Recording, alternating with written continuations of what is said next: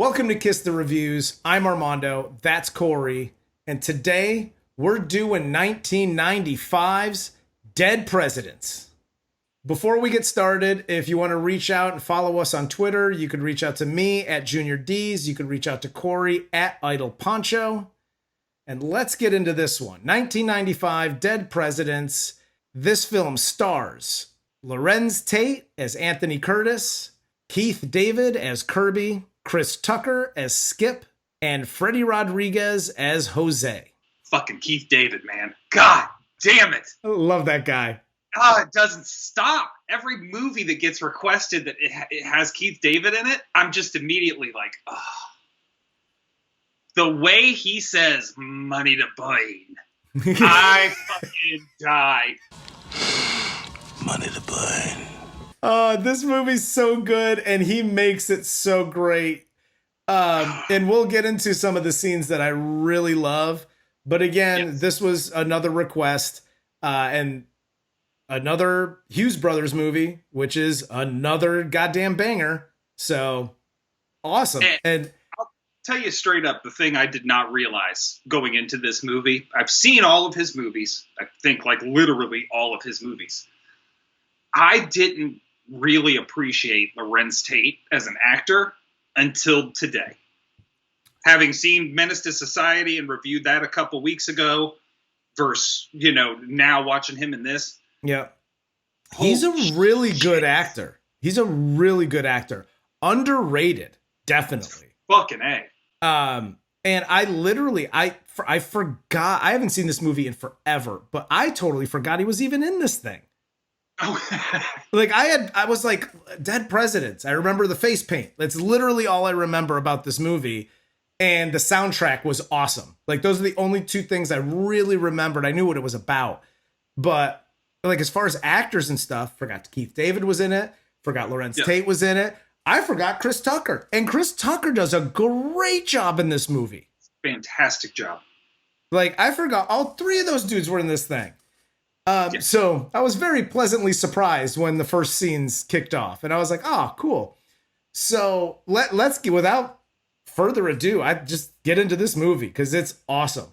This opens up in the Northeast Bronx, 1968. This basically picks up where A Bronx Tale left off, and Anthony and his friends, Skip and Jose, they're talking about graduating from high school and their plans. Anthony just wants to do something different, while Skip tells him to go to college so he doesn't get drafted and sent to Vietnam. Flash to the spring of 1969. Anthony's running numbers for Kirby, for Keith David at Keith David's bar. It shows him from basically a middle-class family that wants him to go to college, be like his brother. He instead enlists in the Marine Corps, much to the chagrin of his family. Mm-hmm. And his brother's a dickhead, by the way. Yeah, his brother is kind of a douche. Pompous asshole. I'll knock them fucking glasses right the fuck off your face. Insinuate some shit about me fucking joining the Marine Corps. At graduation night, Anthony and his girlfriend, Juanita, finally have sex for the first time. And, I mean, it's a pretty accurate portrayal of first-time sex. It's pretty fantastic. I mean, it's literally like the whole old Eddie Murphy bit. That's not it. Like that. Dude, I've totally forgot it. I remember the awkward sex scene because I remember her stuffing her bra. Yes. Just because when I first saw it, I didn't totally understand that because a little known fact about me, I like a little weight on my ladies. So my ladies never needed to stuff them bras. So I was like, what the fuck she got tissue in there for? She's sweaty? That's why women I like stuff their bras because they get sweaty titties. Anthony then ships off to Vietnam. We then see him fighting in Vietnam 3 years later in 1971. Dude, I'm telling you straight up, I don't give a fuck what branch I join. You put me in a jungle war with a 12-gauge shotgun, you can kiss my entire ass. I'm switching sides. Fuck you. Are you crazy? What the? Did you see what they were shooting? The firing range of bullets crossed. There's no fucking way one of those shotgun pellets is reaching one of those motherfuckers on the other side of that fucking jungle. Are you crazy? You better give me something automatic or I'm walking. You better give me a shotgun as my secondary weapon. But yeah, other than that, Crazy. I'm good. At least give me a handgun. Give me something. Give me a sidearm. It wasn't even shot off. They gave him a fucking turkey hunting shotgun, for Christ's sakes. Yeah, they did. That said Bass Pro Shop on the fucking barrel. I saw it. He's also then joined by his buddy Skip, who flunked out of college and was basically like, yeah, sure, I guess I'll join the fucking Marine Corps in this reconnaissance battalion. This is where I kind of go, I have the weird back and forth. Because the reconnaissance guys, especially in the Marine Corps, are like number one top notch. Mainly because they're supposed to go behind enemy lines and see what the fuck is going on. Yes. And then actually make it back to report on what's happening. So they're supposed to be some pretty badass motherfuckers. Skip does not seem like he would be cut out to do that at all. No. Well, Fresh and I mean, failing at the pimp game, as he said after high school, as his career was going to be. Well, and back then, I mean, who knows? It was Vietnam. There was a lot of fucked up shit going on. They were like, yeah, we just need, you got a heartbeat? Yeah, you're on this crew. Awesome. Well, yeah, black men in the military traditionally not treated great. So yeah, exactly. I can see why they'd just be like, yeah, you're in recon now. Yeah. Go tell us what the Viet Cong are doing. We talked about the climate in the late 1960s and into the early 70s back then when we did a Bronx Tale. Yeah. I'm sure, well, at least in 68. By 71, I don't think things got better. So wait, we didn't solve it? No, we didn't. Shit. I don't know if you knew that or not, but it wasn't solved yet. We also find out here that Anthony got Juanita pregnant before he left for Vietnam as well. We get introduced to Anthony's whole crew and his wartime friend Cleon, played by Bokeem Woodbine, who is awesome in this freaking movie. Dude, does anybody go crazy better than Bokeem? Dude, that dude is phenomenal as just, I'm going to lose my mind now. Like, yep. I don't think anybody does it better than him. No, and if you really want to see, like, this was amazing because it was, like, next level shit. Yeah. And what he does in Zack Snyder's remake of Dawn of the Dead. Yeah. It's phenomenal, dude. How he slowly loses it through that. Yep. So good. He's amazing. And they basically throughout this whole Vietnam piece, and you said it best before we started recording, this is basically 3 shorts. This is 3 different movies. So in this Vietnam piece, we see that them experience the horror of war, and they do a really good job of showing the brutality, losing several of their fellow Marines during combat. Mm-hmm.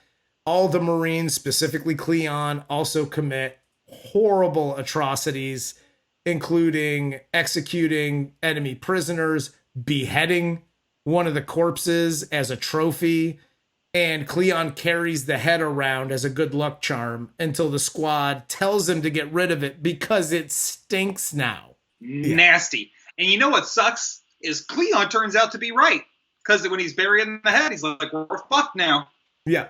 Everything's going to go downhill now because we just got rid of our luck. And you know what happened? Everything went downhill.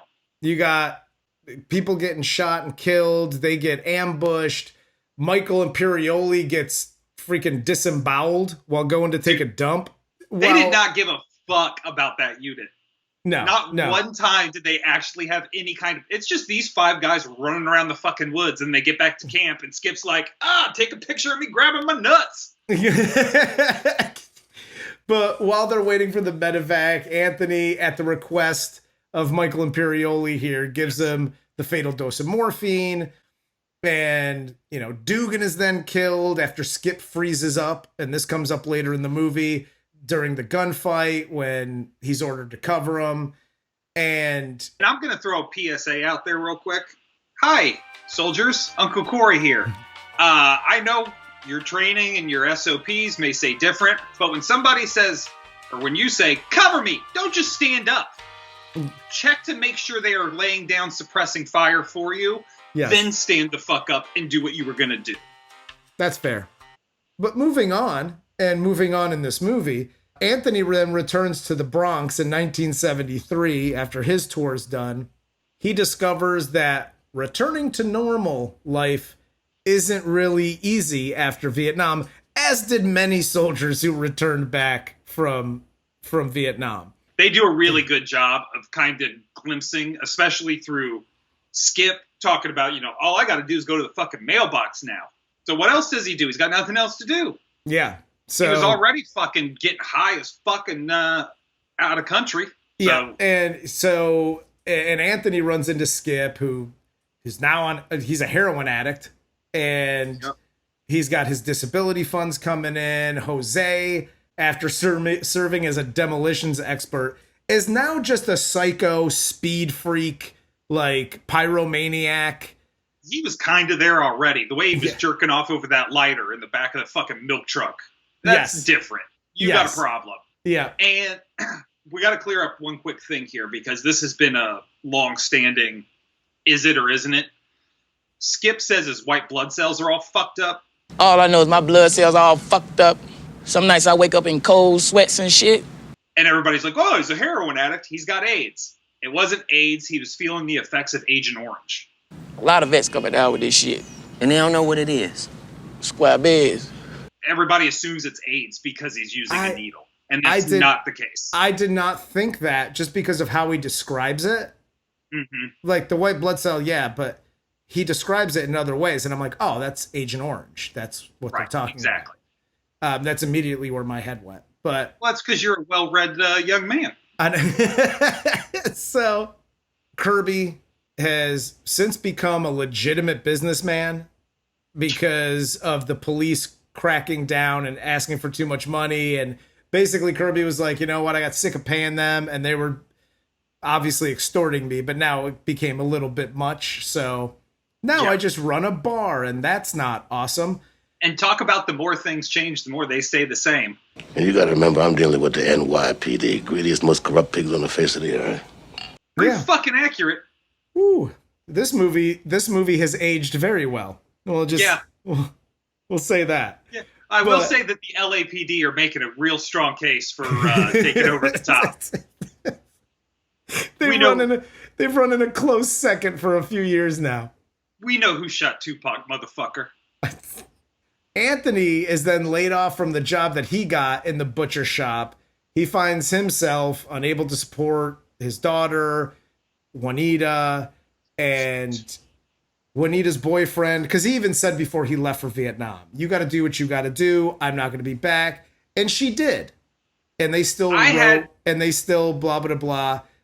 But then he gets back, and like that first night that he sees her and they're in the car together, an old dude rolls up on him. And I was just like, oh, like, I know I said what I said, but that's some bullshit.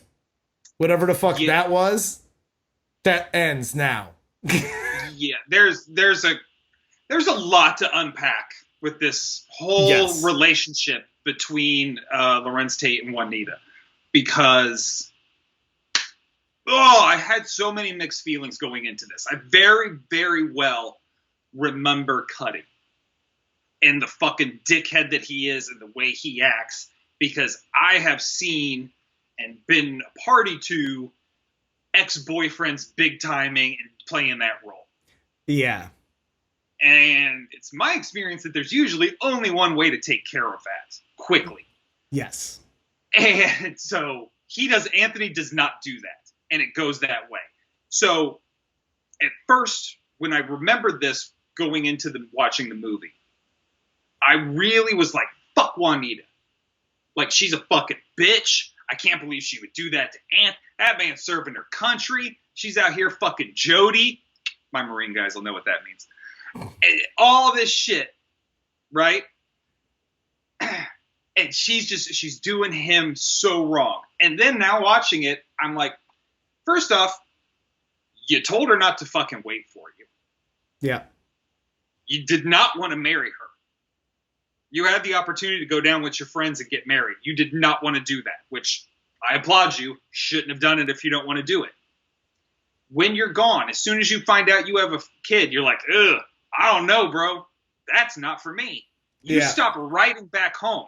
I get that. Sometimes in combat situations, dudes got to stop riding back home because they got to focus on the combat. Can't get into that soft shit. Yeah. Understand that. You know how I survived 26 months in the bush? Because I don't think about the world, Skip. That shit don't exist to me. Then you come home. Here's Cuddy. He fucking big times you. That whole situation where he's throwing money in your fucking car at your woman. Fucking, you get tried to introduce an introduction twice, and he just peels out. Right then and there, my recon expertise is coming into play because me or Cuddy gotta go. Yeah. Second point is when I pick up my daughter and I'm just like, ugh, this is neat. And I'm holding it like somebody handed me a fucking lizard. Like, this is my pet lizard, Igby. Ugh, cool. Yeah, I'm fucking done. Yeah, absolutely. Cuddy wins. I clearly don't want to be here. Exactly. Exactly. Yep. And 100%. 100%. And I promise I'll shut the fuck up from here on out. You picked the wrong sister from the beginning. Because Juanita's little ass was never going to be 100% devoted to anybody that wasn't bringing home Chet. And what was her name? Delilah? Yep. Dude, she had the brains. She was really into you. She could dance to James Brown really cool. Like, there were so many different places you could have gone. Absolutely. And it would have saved you so much time. Absolutely. So, during a pool game at Kirby's, Cowboy, played by Terrence Howard, another underrated actor who is awesome in everything he's in, makes fun of Anthony and informs him that Cuddy might have been having relations with his girlfriend while he was deployed in Vietnam. And Anthony beats the shit out of Cowboy here with a pool stick. It's a brutal beating. And I love how Kirby's like, hold on. Just let this one play out. He's got some comeuppance. I was there for it. I was into it. And I'm sitting there watching it going, motherfucker, why don't you do this to Cuddy? I get it. Cowboy's kind of a punk and had it coming because of the past beef. Yep. Nah, dude. Cuddy's got to go. Yeah. No, if you do especially that to Cuddy. Next scene where he starts talking about fucking how I taught her to suck your dick like that. Fuck like. No, cuz. I'm sorry. No. All that meat I just got from the butcher, I would have dropped the meat and I would have beat the snot out of Cuddy here. Instead of me getting pistol whipped down the stairs, I don't know. I might have started that. Because listen, at the beginning of that conversation, you already know where it's going. And we're not having that conversation. You just came down. I was not home. Yes. Just walked downstairs from my apartment. Yep. I already have a pretty good fucking idea where your fucking nasty dick was. Yes. So there's no conversation. Mm-hmm. There's a none. We're getting into it immediately. I'm taking that salami out the bag. I'm fucking just whacking you over the head with it 5 or 6 times. Dude, you could fuck somebody up with a hard salami. I'm just telling you. But Anthony here then reconnects with his girlfriend's sister, Delilah. And she's a member of the Nat Turner cadre, which is similar to the Black Panthers, who is obviously, we've talked about it, has always had a crush on him.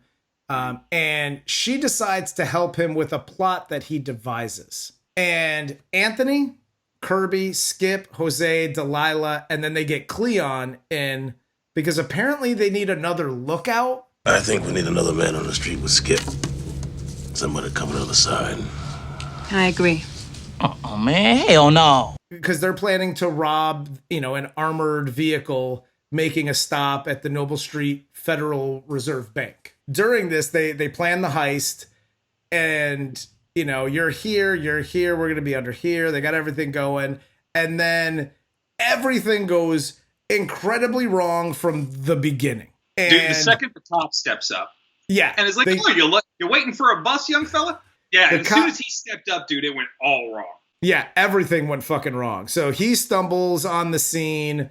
Cleon freezes. Kirby then has to intervene, and he's shooting at the cop. Skip shoots the cop, but not before Kirby gets shot in the arm. So on this side, everything's just fucked up. On the actual armed robbery side, Anthony, Jose, and Delilah get into a gunfight. Delilah is shot to death by one of the guards. Anthony kills the rest of them. Is there a better single shot in a movie than Delilah coming out of the dumpster and just literally about to say the same thing? I don't know where they decided, like, or how they decided on like the face paint. If that was like if there was thought out, or it was just like, oh, it'll be really cool if we do that. Yeah. But the face paint was fucking dope. And then she's coming out. She's got the leather. Get the fuck out of it. She looks cool as shit. Coming out and just both barrels blazing. Like that shot. Yes. That's the money shot in the fucking movie. Oh, there yeah. And I was laughing too because she's like, I'm qualified to shoot an M16, an AK-47. Blah, blah. And I'm like, qualified? What does that mean? Like, you went to the fucking, like, the Marine Corps base, you went to Paris fucking Island and started firing off some marksman rounds? Yeah. Like, rate me, guys. Like, qualified in America means you went to the store and fucking bought it. So, yeah. I don't know what you meant by that. So I was kind of fucking with her. And then I remembered, like, oh, yeah, she's the one that jumps out of the dumpster. Yeah. I'm not fucking with her. She's one of the best female for her 5 minutes of screen time. Yep. One of the most, as you said, iconic, badass women in screen history. Yeah. It's an amazing scene. Yeah. And the fact that she's actually accurate as fuck doing that too. Yeah. Is even better. Because if you've never tried it, safely go somewhere, hold 2 fucking 45s and try shooting both of them at the same time accurately. I thought you meant jumping out of a garbage can and shooting at people. No, which apparently who hasn't tried that? Apparently Corey does that all the time on the weekend. He just goes into random dumpsters in a fucking alley and he just jumps out like, ah! Hashtag hot girl summer. After Kirby tries to block the truck with his car, Jose attaches the goddamn nuke that he put together on the back of the truck, explodes the whole armored car. He destroys the freaking armored car, burns most of the cash. They escaped with whatever money's left. Jose's then killed after being hit by the cop car, that's another brutal scene. And the surviving 4 try to lie low after the robbery. And they split up the money here. And then Cleon, however, starts handing out cash to members of his church. And he buys a goddamn Cadillac. And Anthony and Skip give out presents to poor kids on Christmas. This goes back to Goodfellas, when they have the big fucking heist and they're like, nobody spent any money. Take it back. And De Niro goes into his whole thing. Like, and Kirby starts doing the same thing. Like, what the fuck are you guys doing? Somebody needs to go talk to Cleon. So Anthony goes to see Cleon. He's getting arrested by the FBI. And this motherfucker drops dime quicker than any. I mean, for the scene that he gets arrested and they show him like giving everybody up. That's the quickest in any movie. We just talked about one of the most iconic scenes and shots, single shots, to one of the quickest fucking, these guys did it in a movie ever. The cops come up. They go, Cleon, you're under. And he goes, they did it. It was Anthony. It's Kirby. It's my boy, Pyromaniac. They're all back at Kirby's club. It's called It's Pool Hall. Here's the address. I don't know. Like, they're still putting cuffs on him. He's like, Delilah's the one that you shot. I don't know if you identified her. I'm ratting all these motherfuckers out. Skippy's the one with long-ass fingernails. Like, Jesus Christ, Cleon. And this is an important lesson. I don't even think it should be necessarily a PSA, because you should kind of already know this. Just because you know somebody doesn't necessarily mean they should be a part of that crew. Yes. This is the same guy in Battle, whether he's a priest now or not. In Battle, he chopped a dead dude's head off and carried it around in his fucking backpack. Oh, that was an oopsie. Not for me. Not for me. I don't want that in my little robbery crew.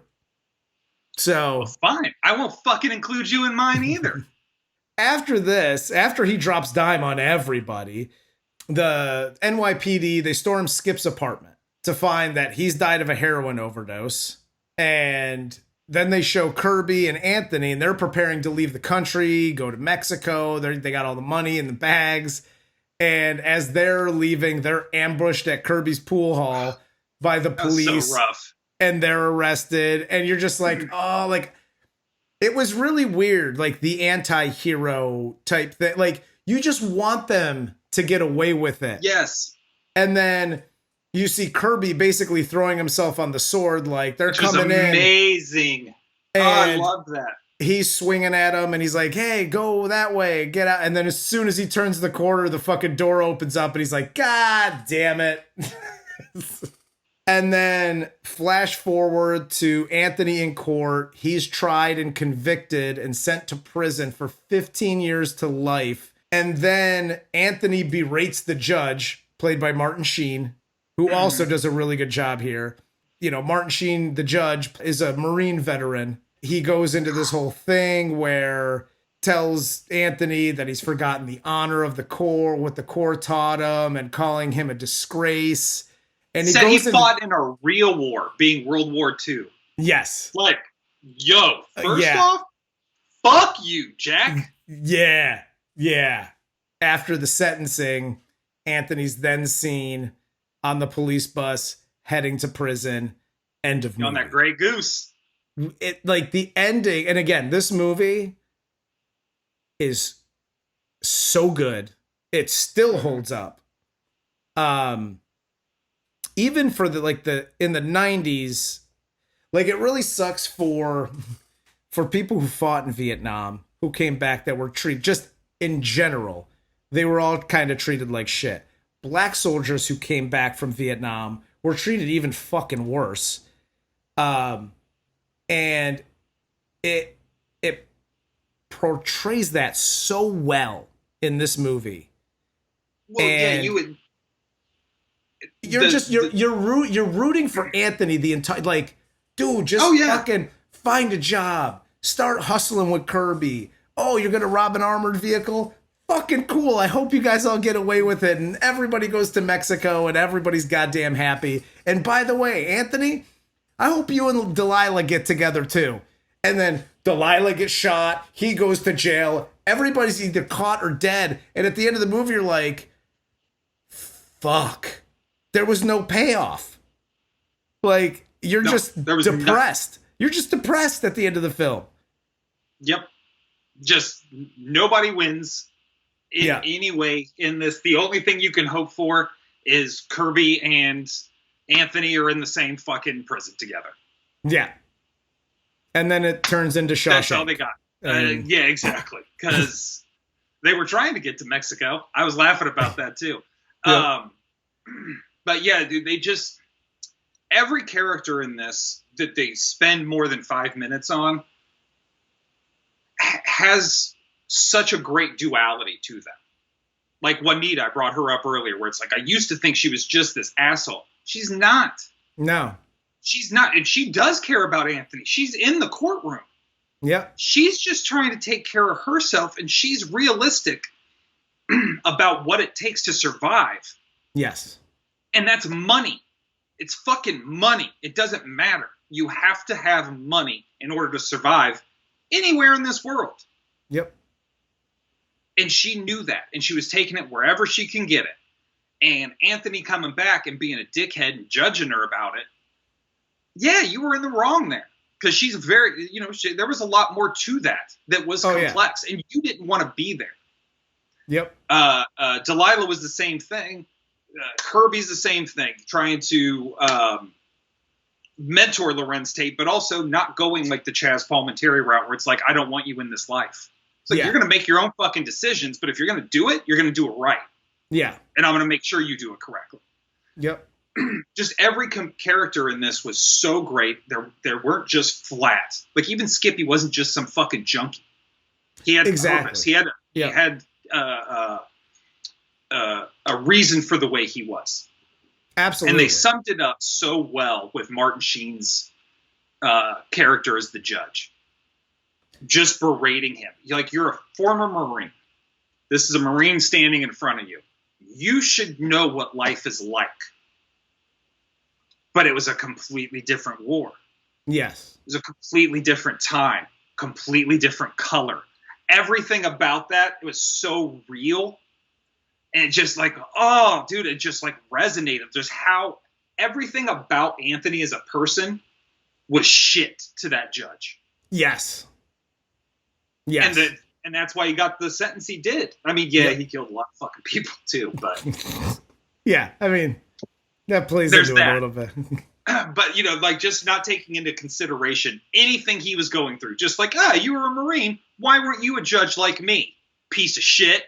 15 to life. Yeah, exactly. It's just like that is so what you see and hear from so many people about any kind of criminal activity that happens. Yeah. Nobody wants to look into why. So no, nobody wants to get into the complexities of why things went the way they went. No, that's yucky.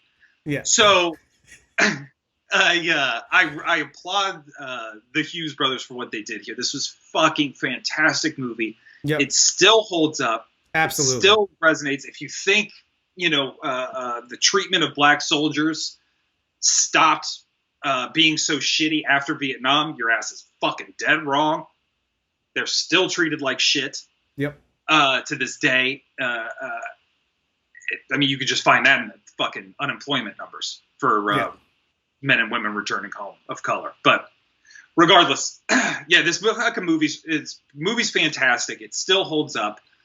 The soundtrack is fucking killer, like you said at the beginning of this. And if nothing else, you will appreciate the range Larenz Tate has at the end of this movie and wonder why the fuck he doesn't have more jobs. Yes. Because he is amazing. He's a fantastic actor. And again, and he basically plays underrated. Oh, totally. And like you know, we said earlier, this movie's basically 3 different movies. Yeah. You have, you know, like The Inkwell coming up. Then you have like a Vietnam War movie, and then you have a heist movie. Yeah. He's 3 different characters all throughout this. Yet it's all the same character building to this end conclusion. Yep. Fucking brilliant. No, it was amazing. It was absolutely amazing. I think it still holds up. I watched this more than a few times when it first came out. I haven't seen it in a long time, but I will. It's one of those movies that you forget how fucking awesome it was. And somebody will say like, oh, Dead Presidents. You're like, oh yeah, that movie was dope. I haven't seen it in like 15 years. And then you watch it again. You're like, God damn, I can't go this long without watching that movie. So I'll absolutely be watching it again soon.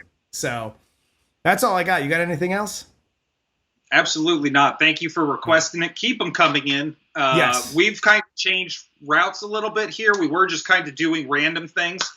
Be honest with you, the more movies, the more requests one movie gets, it just gets moved up. So you want a movie done, you requested a movie, we haven't done it yet, get your fucking friends on the horn, get Cleon on the horn, tell him to call up, comment, let us know. Absolutely. So with that being said, for Corey, I'm Armando, this is Kiss the Reviews, and this was 1995's Dead Presidents.